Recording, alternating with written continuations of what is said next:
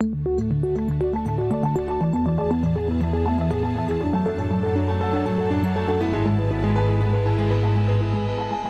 This Morning.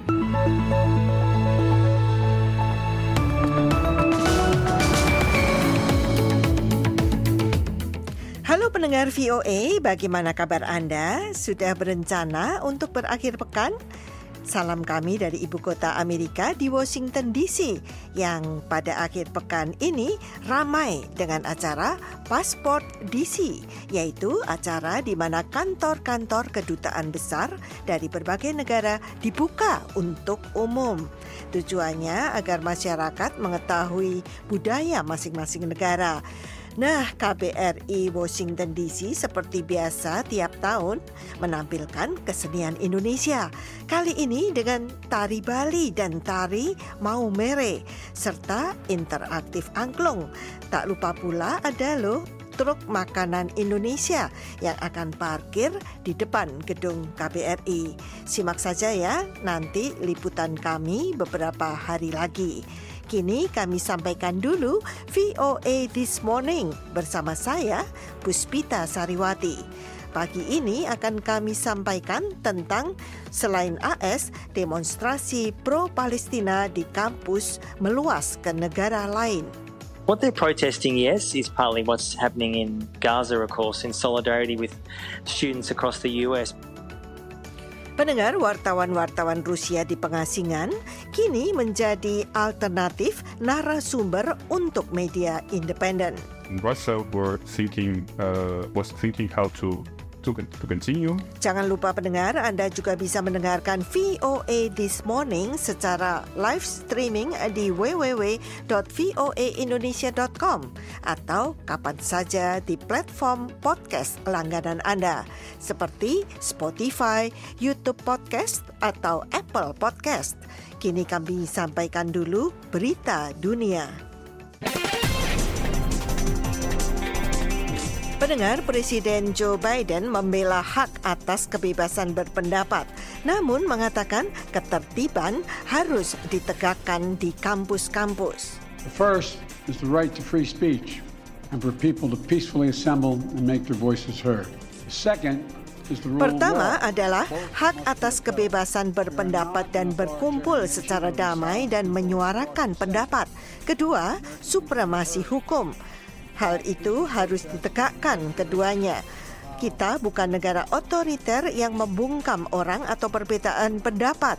Rakyat Amerika harus didengarkan. Faktanya, protes damai adalah tradisi terbaik bagi orang Amerika dalam menghadapi isu-isu penting, jelasnya. Presiden Partai Demokrat itu mengatakan protes pro-Palestina di kampus tidak mendorongnya untuk memikirkan kembali kebijakannya di Timur Tengah. Ia menentang pengiriman Garda Nasional untuk mengamankan kampus. Biden menambahkan seharusnya tidak ada tempat di kampus manapun dan di Amerika untuk antisemitisme atau ancaman kekerasan terhadap Yahudi. Ketua Uni Eropa Ursula von der Leyen hari Kamis mengumumkan bantuan sebesar $1 miliar untuk Lebanon guna membantu mengatasi migrasi ilegal. Bantuan itu diumumkan ketika kelompok hak asasi manusia memperingatkan Lebanon atas pemulangan paksa emigran ke Suriah. Uni Eropa menyetujui kesepakatan dengan Mesir, Tunisia, Mauritania dan negara-negara lain yang bertujuan membantu membendung arus migran gelap. Paket keuangan itu akan tersedia mulai tahun ini hingga 2027. Juru bicara Komisi Uni Eropa mengatakan di Brussels bantuan itu akan dicairkan dalam bentuk hibah dengan 736 juta euro disisihkan untuk mendukung Lebanon sebagai tanggapan atas krisis Suriah. Perekonomian Lebanon jatuh pada akhir tahun 2019 mengakibatkan warga Lebanon bergabung dengan pengungsi Suriah dan Palestina melakukan perjalanan berbahaya menuju Eropa. The Voice of America. Pendengar, Gedung Putih menjelaskan pernyataan Presiden Joe Biden hari Rabu malam yang menyebut Jepang dan India sebagai negara-negara xenofobia atau negara yang tidak menerima imigran. Ia menyamakan kedua negara itu dengan musuhnya, Tiongkok dan Rusia, ketika mencoba menjelaskan keadaan ekonomi dan membandingkan keempat negara itu dengan negara-negara lain dan tentang keimigrasiannya. Koordinator Dewan Keamanan Nasional Gedung Putih, John Kirby, mengatakan kepada wartawan hari Kamis, poin yang lebih luas yang ingin disampaikan Presiden adalah that the United States is a nation of immigrants and it's in our DNA. We're better for it, we're stronger for it. Amerika Serikat adalah negara imigran dan ini ada di dalam DNA kita. Kita menjadi lebih baik karena itu, ujarnya. Pernyataan Presiden itu disampaikan 3 minggu setelah Gedung Putih menjamu Perdana Menteri Jepang Fumio Kishida dalam kunjungan resmi yang mewah. Kedua pemimpin merayakan apa yang disebut Biden sebagai aliansi yang tidak terpisahkan, khususnya dalam bidang keamanan dunia. Jepang adalah sekutu penting AS. India, salah satu negara dengan pertumbuhan ekonomi tercepat di dunia, adalah mitra penting AS di Indo-Pasifik. Meskipun ada perbedaan pendapat mengenai hak asasi manusia. PBB mengatakan hari Kamis perang di jalur Gaza menghambat pembangunan di sana selama 40 tahun dan bahwa membangun kembali Gaza akan memakan biaya miliaran dolar dalam waktu bertahun-tahun. Program pemulihan dini selama 3 tahun untuk mengembalikan ratusan ribu warga Palestina di penampungan sementara di lokasi mereka dengan dukungan masyarakat yang komprehensif akan menelan biaya 2 hingga 3 miliar. Sekian Headline News, Puspita Sariwati, VOA. Pendengar, tak hanya di Amerika, aksi demonstrasi pro-Palestina di kampus-kampus mulai meluas di Australia, Perancis dan Kanada. Para aktivis menyebutnya sebagai bentuk solidaritas terhadap sesama pengunjuk rasa di AS. Penangkapan dan pembongkaran tenda kemah para demonstran pro-Palestina berlanjut di kampus-kampus seluruh Amerika Serikat. Pada Kamis dini hari di UCLA, polisi menyingkirkan barikade dan mulai membongkar perkemahan para demonstran setelah mereka menolak perintah untuk membubarkan diri. Kericuhan terjadi sewaktu polisi dengan atribut anti huru-hara menyerbu kerumunan demonstran dan menangkap sedikitnya 200 orang. Hingga berita ini diturunkan, kantor berita Associated Press mencatat lebih dari 2.000 penangkapan terjadi di puluhan kampus di Amerika. Menanggapi aksi-aksi protes tersebut, Presiden Amerika Joe Biden angkat bicara pada Kamis. The American people are heard. In fact, peaceful protest is in the best tradition. Kami mendengar rakyat Amerika.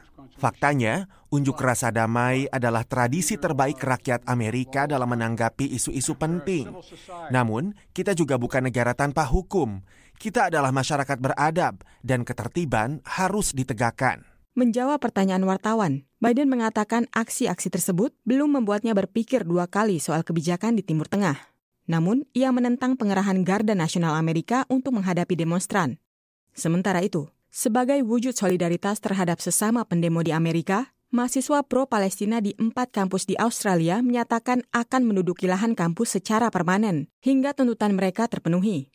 Para mahasiswa aktivis di keempat kampus itu menuntut pihak universitas untuk divestasi dari segala kegiatan yang mendukung Israel, pemutusan hubungan dengan Israel, dan gencatan senjata. Unjuk rasa berjalan damai, meskipun beberapa mahasiswa Yahudi mengaku mereka merasa terintimidasi oleh aksi tersebut.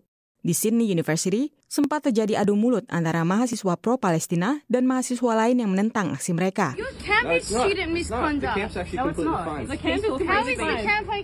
Anthony Lowenstein adalah warga Australia keturunan Yahudi dan penulis buku The Palestine Laboratory. A lot of Jewish students there and others There were Muslims, there were Christians. Ada banyak mahasiswa Yahudi dan lainnya di sini.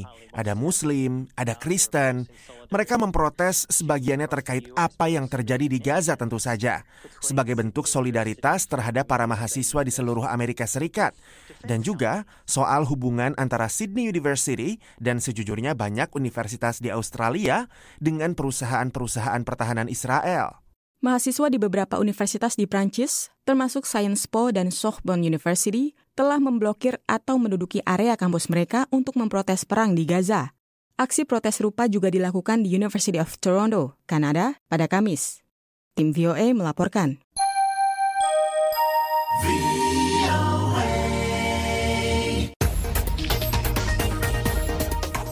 Rusia menutup media-media yang secara independen memberitakan tentang perang di Ukraina.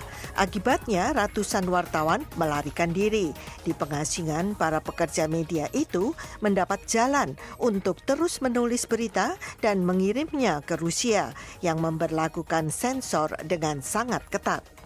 Arnold Kachaturov terjun ke dunia jurnalistik supaya orang-orang Rusia mendapat berita yang tidak diterbitkan di media-media yang dikendalikan negara. Ketika Rusia menginvasi Ukraina dan menerapkan pembatasan baru terhadap media, karir reporter yang berbasis di Moskow itu hancur. Ia mengungkapkan, Every independent media in Russia was thinking how to continue. Setiap media independen mencari cara untuk terus beroperasi karena mereka diblokir beberapa hari setelah perang dimulai. Kachaturov adalah satu dari sekitar 1.500 jurnalis Rusia yang tinggal di pengasingan. Tahun ini, outlet beritanya Novaya Gazeta Europe membuka kantor ketiga di Paris. Novaya Gazeta Europe adalah satu dari puluhan media yang diberi label tidak diinginkan oleh Rusia. Sebutan ini membuat staf dan narasumber media tersebut, baik di dalam maupun di luar Rusia, berisiko dikenakan tindakan hukum dan hukuman penjara.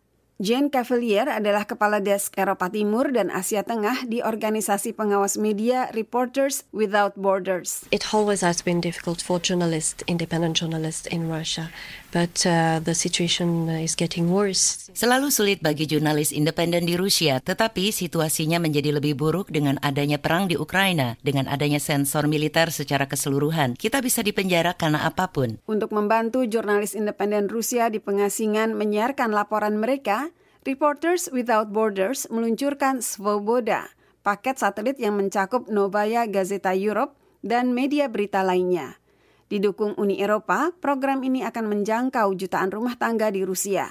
Jurnalis dan analis Rusia Galia Ackerman mengatakan bahwa pada masa Soviet, akses berita independen jauh lebih sulit.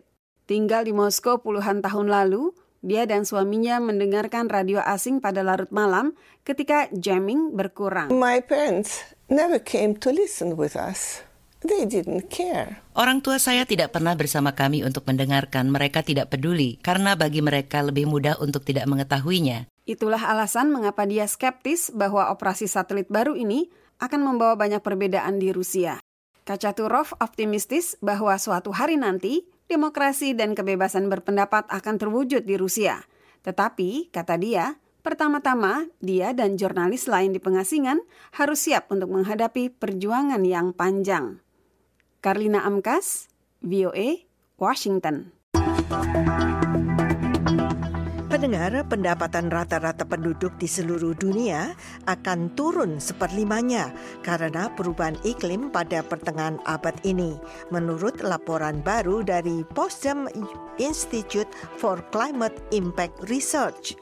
Di Filipina, minggu ini sekolah ditutup dan para siswa serta guru diperintahkan tinggal di rumah di tengah-tengah suhu naik mendekati 40 derajat Celcius. Sementara banyak bagian dunia didera cuaca ekstrim, sebuah penelitian baru memperingatkan dampak global dari perubahan iklim akan menelan biaya $38 triliun pada 2050. Itu berarti pengurangan pada pendapatan rata-rata dunia sebesar 19%.